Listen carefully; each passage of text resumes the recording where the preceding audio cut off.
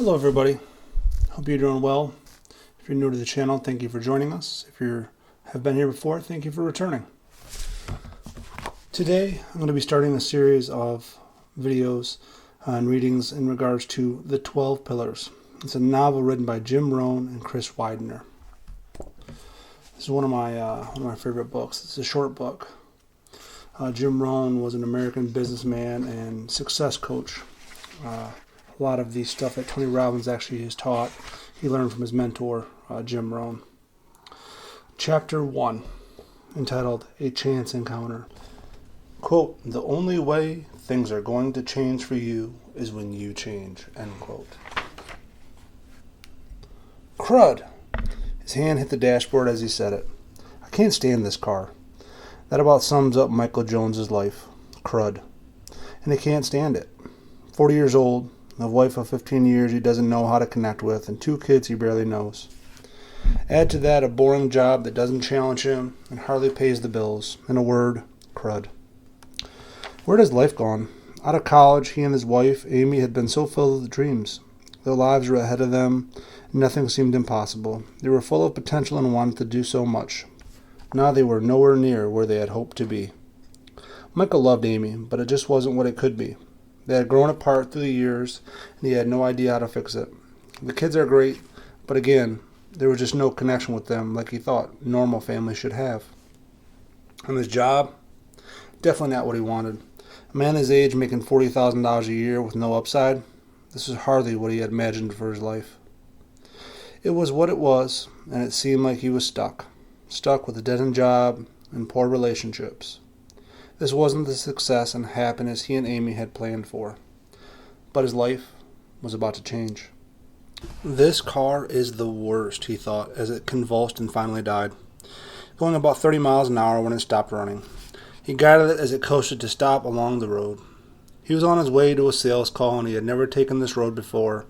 It was a long, winding road that acted as a shortcut between 2 major roads. Not many houses on this road, he observed. After the car rolled to a stop, Michael got out and walked around the car. It wasn't though as he would be able to tell what was wrong from walking around. He knew zero about cars. He knew how to put gas in it, turn the key over, and that was about it. No smoke, he thought, and that had to be good. He popped the hood and looked at the engine. All the wires seemed to be connected. All the caps were on. He didn't have any idea what to do. I should have taken a shop class in high school, he thought. Michael reached inside his jacket for his cell phone. He figured he would call a mechanic friend he knew and see if he could get some help. He flipped the phone open and saw the worst. No cell coverage there. Just my luck, he said out loud. They can put a man on the moon and clone a sheep, but they can't put a cell site up where I need it. He looked around, trying to decide which way to start walking. Up ahead, about 200 feet, was a bend in the road, and he couldn't see what was farther on, so he decided to go that way, just hoping there might be a house beyond the bend. As he walked, he kicked the gravel along the road, frustrated, alone, and stuck. That's how he felt right now, about the situation and in life in general. As he turned the corner, Michael came across something he had never seen in real life before. Sure, he had seen many in magazines and on TV, but never something like this with his own eyes. Nice pad. Michael found himself standing in front of the most beautiful home he had ever seen. Home may not even be the right word for it. Right at the roadside was a huge gated entrance. The large brick and wrought iron fence stretched at least 500 feet along the roadside, and the gate was at least 10 feet high. Behind the gate was a house that had to be over 10,000 square feet. It was a white plantation style that had 12-story pillars across the front, which made sense since the sign on the side of the gate said 12 pillars. It was magnificent. Michael stood in front of the gate for a few minutes, just looking in awe at the structure. Finally, he snapped back to reality and realized that he had to get his car fixed. He didn't see any other houses nearby, but he didn't know how to get to the house in front of him either. Just then he saw an old man in white overalls emerge from what looked like a workshop, just to the right of the driveway. The old man walked toward the gate. When he got about 25 feet from the gate, the old man spoke. "Can I help you, young man?" Yeah. I hope so. My car broke down and I can't call anyone because my cell phone doesn't work out here. Can I borrow a phone? Well, why don't you let me take a look at the car first? Maybe I can fix it. The old man was about 70. Michael figured. About 5 feet 11 inches, medium build, pretty good shape, it looked like. He was obviously the caretaker for the mansion. The old man opened the gate with the push of a button on a remote he pulled from his overalls. When he walked through, he asked Michael where the car was. Just back around the bend, he said, pointing back down the road. The old man stuck his hand out and introduced himself. Charlie's my name. What's yours? Michael. Nice to meet you. As they walked, Charlie prodded for more information. What kind of business are you in? Sales. You make a good living at that? No, not really. The old man was silent for a moment and then asked, Do you have a wife and kids? Yes, a wife and 2 kids. Well, that's good. When they reached the car, Charlie popped the hood and looked around, fiddling with the wires. Let me try to start it, Charlie said. Michael gave Charlie the keys, and it turned over a few times, but it wouldn't start. The gas gauge read half, but Charlie suspected that it was broken, and the problem was that Michael was out of gas. Well, everything seems to be in order, so I am betting that you are out of gas and your gas gauge is just broken. Let's go get some gas from the workshop. Michael didn't think that could possibly be the problem, but he had no other options at this point, so he said, Okay, let's do it. They began to walk back to the workshop together. As they passed through the gates, Michael asked about the house and owner. So who owns the house? One Mr. Davis owns that house. Built it 20 years ago with his wife. Very successful businessman. Owns a bunch of different businesses. He has his hands in a lot of different things. Must be quite successful. How big is this house? 14,000 square feet in the main house. You can't see it, but there's a pool and a pool house that's about 4,000 square feet and a 1,500 square foot guest cottage in the back. Wow, Michael replied. He must have a lot of money. Yep, it's something all right, but Mr. Davis isn't just about money. He prides himself on being successful in everything in life. Life is more than just money. That's easy to say if you have some, Michael said. I can see that, but Mr. Davis was successful before he got his money. In fact, do you see those pillars along the front of the house?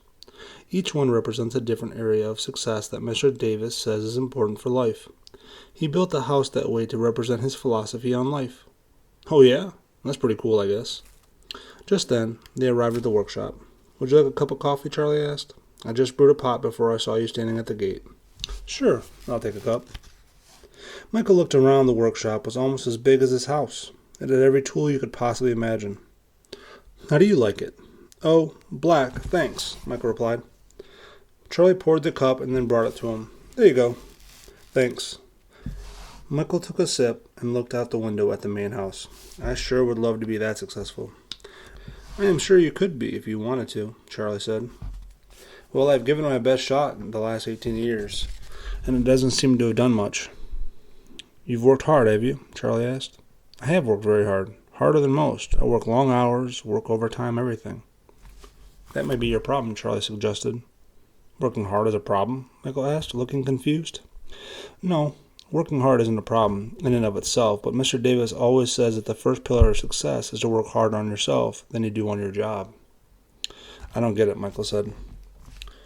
Mr. Davis has those 12 pillars of success I was telling you about. The first one he talks about is personal development. Success comes when you develop yourself beyond where you currently are. So you have to work harder on yourself, improving yourself, than you do on your job. But I was always told that if you work hard, keep your nose on the grindstone, and eventually you will get ahead. That isn't true? Not exactly.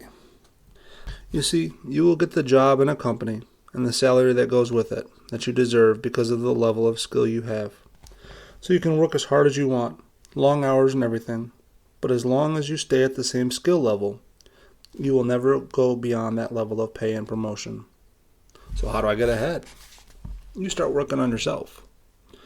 Maybe I don't get it yet, Michael said, taking another sip of coffee. Okay, let me explain, Charlie offered. You say you're in sales, right? Yep. Okay, you make a certain amount of money based on how good of a salesman you are. You can work harder and harder, but you will only make so much because you're only so good. The key is to become a better salesman. The way to do that is not to put in 5 more hours of work on your job. It is to start putting more work into yourself, Michael. Work harder on yourself than you do on your job. So how do I do that? read books, attend seminars, study the best salespeople, and then apply the information, implement what you learn, work on integrating the ideas into your everyday work. That way, when you make the same 10 sales calls each day, you get more sales because you are a better salesman.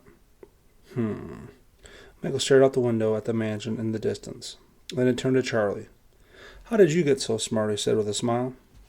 I'm just telling you what Mr. Davis says. Work harder on yourself than you do on your job. Develop yourself. After he finished, Charlie began to cough. At first, Michael thought he got something caught in his throat, but it was more than that. Are you okay? Michael asked. He waited at least a minute as Charlie finished coughing. I'm okay. Sometimes I just get coughing fits. That's all. Good. You had me worried there for a moment. Michael paused before getting back to his train of thought. Okay, so what else does Mr. Davis say about personal development? Charlie chuckled. Well, he says a lot of things, Michael.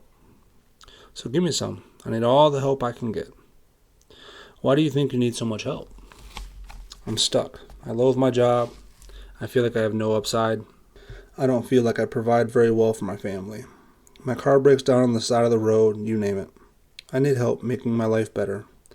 I have worked so hard, and I still just seem to be spinning my wheels. The words spilled out so fast it surprised even Michael. Since you put it that way, let me think. Charlie paused and looked up at the ceiling. After a few moments, he raised his right index finger. Here's one for you, he said. Let me make sure I get it right now. Mr. Davis says every life form seems to strive to its maximum except human beings. How tall will a tree grow? As tall as it possibly can. Human beings, on the other hand, have been given the dignity of choice. They can choose to be all, or they can choose to be less. Why not stretch up to the full measure of the challenge and see all you can do? Charlie smiled, proud that he got it just right. But I have tried, Michael protested. I am not suggesting that you haven't. Maybe you have. The idea is that most people quit. Maybe you have given up, Michael. That is my impression anyway.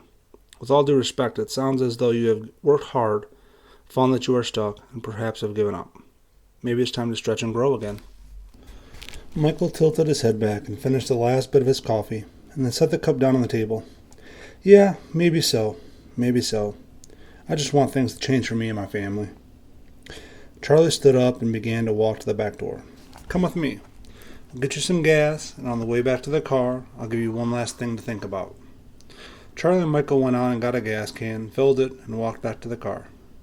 Once they were there, Charlie took a few gallons of gas he had brought and poured them into the tank. Give it a try, Michael. From inside the car, Michael turned the key and pumped the accelerator. After a few seconds, the engine came to life. I can't believe it, he thought. I guess I should get that gauge fixed. There was a knock at the window. Michael rolled it down and looked up at Charlie. Thanks a lot, Michael said. I'm a little embarrassed, running out of gas and all. What do I owe you for the gas? Oh, nothing. Nothing at all. Consider it a gift from Mr. Davis. Okay, Michael said, smiling. I will. Tell him thanks for me. You know, I owe you one more piece of Mr. Davis's advice, Charlie said as he leaned down closer to Michael. Oh yeah, what is it? Michael was excited. You say that you want things to change for you and your family, right? Yes, I really do. Mr. Davis says that the only way things are going to change for you is when you change. What are you going to change that will in turn change your life? If you keep on living like the way you are now, you will continue to produce the same life that you already have. That's the way it works. Michael just stared out over the front of the car. His mind was racing. There were lots of things that he wanted to change. There were lots of things that he knew he needed to change. Charlie slapped the side of the car and said, Okay, that's it for one day. You think on that, Michael. Then you feel free to stop on by sometime and I'll tell you more about Mr. Davis's pillars of success. He handed Michael a business card that simply said Charlie on it with a number. That's my workshop number. The best way to get a hold of me. Call the next time you're coming through. I will, Michael said. I will. He smiled and put the car into drive and added, Hop in and let me give you a lift to the gate. No thanks. I need the exercise. But I do have one last thing, Charlie said. What's that? Get that gas gauge fixed, Charlie said with a grin. That you can be sure of, Michael said as he started to pull away. Charlie stood and watched Michael drive away. Nice boy, he thought. I hope he does come again. He has potential. But he has also some troubles and needs the help. With that, Charlie turned and walked back in the direction of the 12 pillars. Thank you for listening. That's chapter 1 of the beautiful book, 12 Pillars, by Jim Rohn and Chris Widener. I look forward to having you back again soon for chapter 2. Thank you, and have a wonderful and beautiful day.